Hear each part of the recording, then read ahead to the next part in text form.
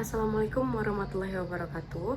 Terima kasih sebelumnya kepada Bapak Ibu penguji yang telah menyempatkan waktunya untuk melihat video presentasi saya, dan juga terima kasih kepada Ibu Dr. Ria Aryani MSI selaku pembimbing 1 dan juga Ibu Dr. Desna Aromatika SAP MAP selaku pembimbing 2 yang telah membimbing selama ini.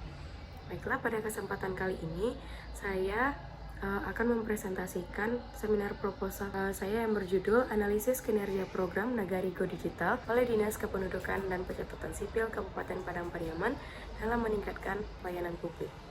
Pada proposal kali ini terdapat 3 bab. Yang pertama bab 1 pendahuluan, bab 2 tinjauan pustaka, bab 3 metode penelitian. Yang pertama yaitu bab 1.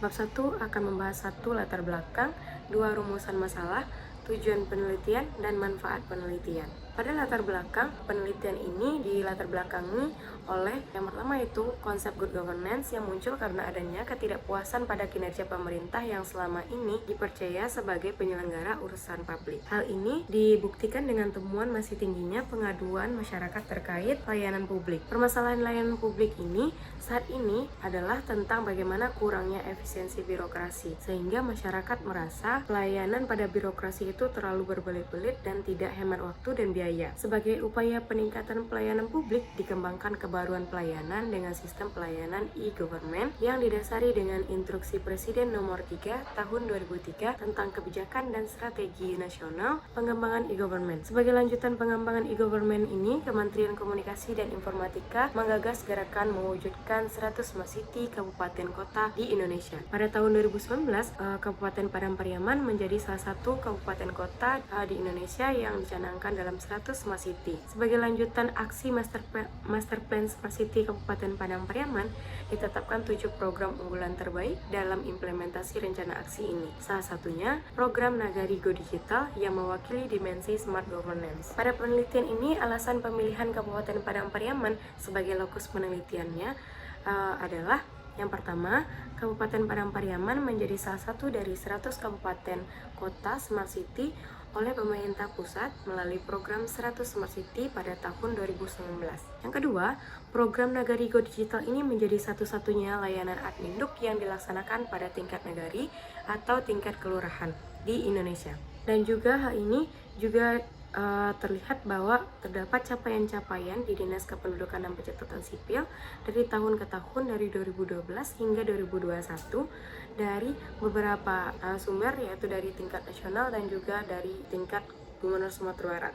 Program Nagari Go Digital merupakan layanan yang menjadi salah satu upaya untuk menjadikan Nagari sebagai pusat layanan masyarakat. Program ini memungkinkan masyarakat di Kabupaten Padang Pariaman untuk mengajukan permohonan layanan adminduk serta mencetak langsung dokumen kependudukannya di kantor Wali Nagari sesuai dengan alamat KTPL-nya. Penduduk tidak perlu datang ke Dinas Dukcapil lagi, cukup sampai ke kantor Wali Nagari untuk penerbitan dokumen kependudukan. Layanan ini dimotori oleh aplikasi Dukcapil Ceria Mobile yang dapat diakses masyarakat dan dapat dibantu juga melalui front office di Nagari melalui aplikasi DCM ini yang dapat di-download melalui Play Store dan juga website SIA Padang Pariaman. Berdasarkan Peraturan Bupati Nomor 53 Tahun 2019 tentang Inovasi Nagari Digital Administrasi Kependudukan, berfungsi sebagai yang pertama percepatan pelayanan dan memangkas jarak masyarakat dalam pengurusan dokumen kependudukan yang memungkinkan masyarakat untuk mengurus dokumen kependudukannya langsung di kantor Wali Nagari setempat. Hal ini didasari dari permasalahan-permasalahan masyarakat yang merasa tidak efisien terhadap waktu dan juga biaya dalam pelaksanaan layanan adminduk di Kabupaten Padang Pariaman.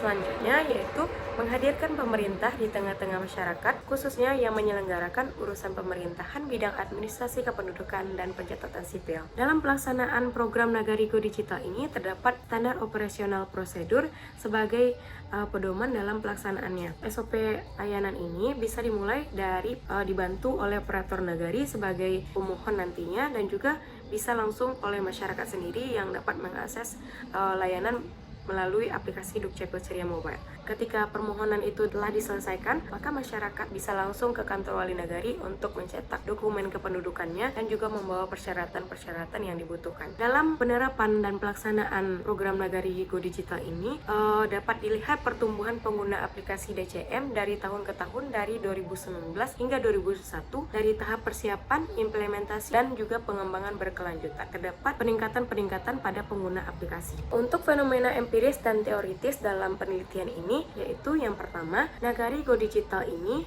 merupakan program satu-satunya layanan admin duk di Indonesia yang melakukan pelayanan pada tingkat nagari ataupun kelurahan. Dan juga program Nagari Go Digital ini juga membawa prestasi bagi Dinas Dukcapil Padang Pariaman di tingkat nasional sebagai pelayanan prima kategori A, dan juga penghargaan-penghargaan dari 2012 hingga 2021 yang telah dicapai oleh Dinas Dukcapil Kabupaten Padang Pariaman. Namun di lain sisi dalam pelaksanaan program ini masih terdapat permasalahan-permasalahan yang terjadi pada pelaksanaannya. Di antaranya yang pertama, masih terdapat masyarakat yang datang ke Dinas Dukcapil untuk pengurusan admin duk selain yang harusnya datang ke Dinas Dukcapil seperti verifikasi data dan perekaman KTP. Yang kedua, dalam pelaksanaan Nagari Go Digital ini harusnya dilengkapi dengan sarana prasarana yang memadai. Namun masih terdapat nagari yang memiliki kualitas sarana prasarana yang belum memadai sehingga hal ini berdampak pada proses layanan admin duk di tingkat nagari tersebut. Yang ketiga, masih terdapat praktik calo pada pelaksanaan layanan admin duk yang harusnya program ini dapat membantu pengurangan ataupun penghapusan praktik calo pada pelaksanaan layanan admin duk. Namun pada praktiknya masih terdapat praktik calo pada layanan ini. Namun dari tahun ke tahun dari 2018 hingga 2020 terdapat indeks kepuasan masyarakat yang terus meningkat dari 2018 hingga 2020 terhadap layanan dari Dinas Dukcapil Padang Pariaman. Program Nagari Go Digital ini membawa peningkatan kinerja pelayanan pada kinerja cakupan penerbitan dokumen pendaftaran penduduk dan pencatatan sipil dari tahun ke tahun. Hal ini dapat dilihat dari data 2016 hingga 2020 yang terdapat kenaikan jumlah cakupan penerbitan dokumen ini. Adapun rumusan masalah dalam penelitian ini adalah bagaimana kinerja program Nagari Go Digital oleh Dinas Kependudukan dan Pencatatan Sipil Kabupaten Padang Pariaman dalam upaya meningkatkan pelayanan publik. Kemudian tujuan penelitian ini adalah menganalisis lebih dalam kinerja program Nagari Go Digital sebagai upaya peningkatan kualitas pelayanan pada Dinas Dukcapil Padang Pariaman. Adapun manfaat penelitian dalam penelitian ini, yang pertama manfaat teoritis yang diharapkan mampu memberikan kontribusi dalam pengembangan keilmuan administrasi publik karena penelitian ini terdapat kajian administrasi publik dalam konsentrasi manajemen publik terutama dalam hal program inovasi pelayanan.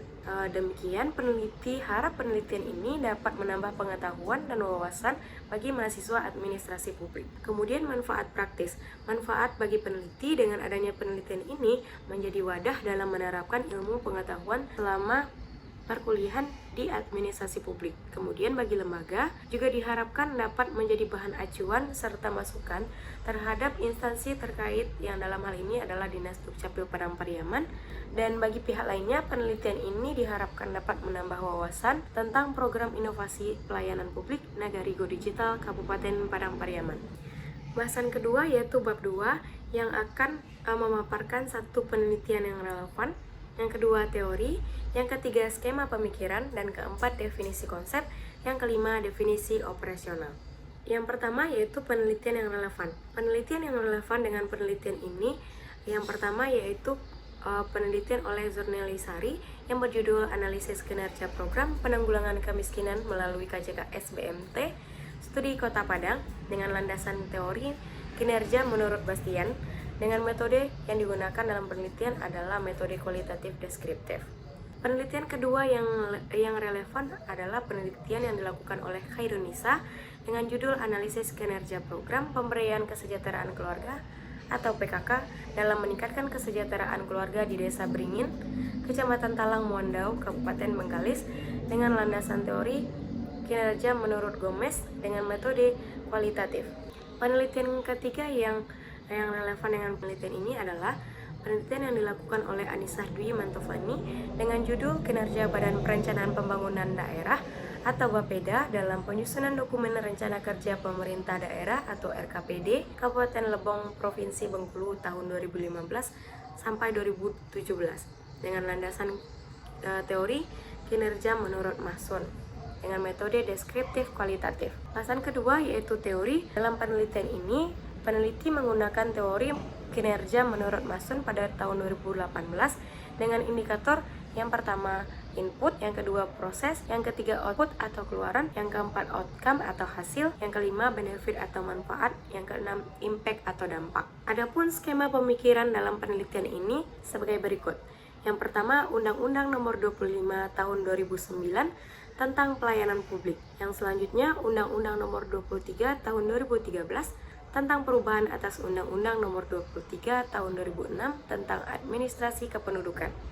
Selanjutnya, Peraturan Menteri Dalam Negeri Nomor 7 Tahun 2019 tentang administrasi kependudukan secara online.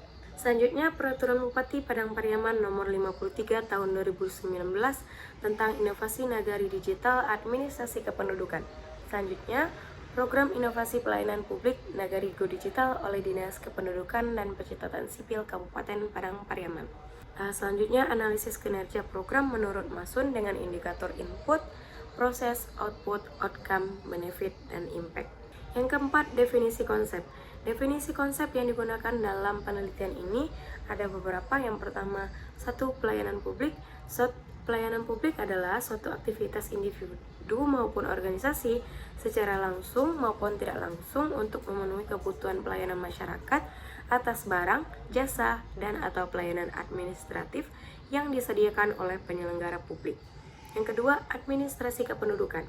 Administrasi kependudukan merupakan rangkaian kegiatan penataan dan penertiban dalam penerbitan dokumen dan data kependudukan melalui pendaftaran penduduk, pencatatan sipil, pengelolaan informasi administrasi kependudukan, serta pendayagunaan hasilnya untuk pelayanan publik dan pembangunan sektor lain.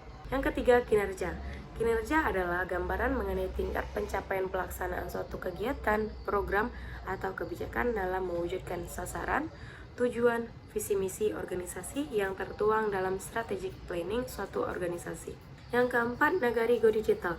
Nagari Go Digital merupakan program inovasi yang memungkinkan masyarakat di Kabupaten Padang Pariaman untuk mengajukan permohonan pelayanan dan mencetak langsung dokumen kependudukannya di kantor wali nagari sesuai dengan alamat di Kartu Tanda Penduduk Elektronik atau KTPA. Yang kelima, definisi operasional. Definisi operasional dalam penelitian ini sebagai berikut. Variabel penelitian yaitu kinerja program dengan indikator yang pertama yaitu input, dengan subindikator yang pertama sumber daya manusia dengan cara menjelaskan tentang SDM di Dinas Dukcapil Padang Pariaman secara kualitas dan kuantitas dalam pelaksanaan program Nagari Go Digital. Yang kedua, sarana prasarana, menjelaskan bagaimana sarana dan prasarana dalam menunjang pelaksanaan program Nagari Go Digital. Yang ketiga, dana atau anggaran, menjelaskan bagaimana pemanfaatan serta alokasi anggaran dalam pelaksanaan program Nagari Go Digital.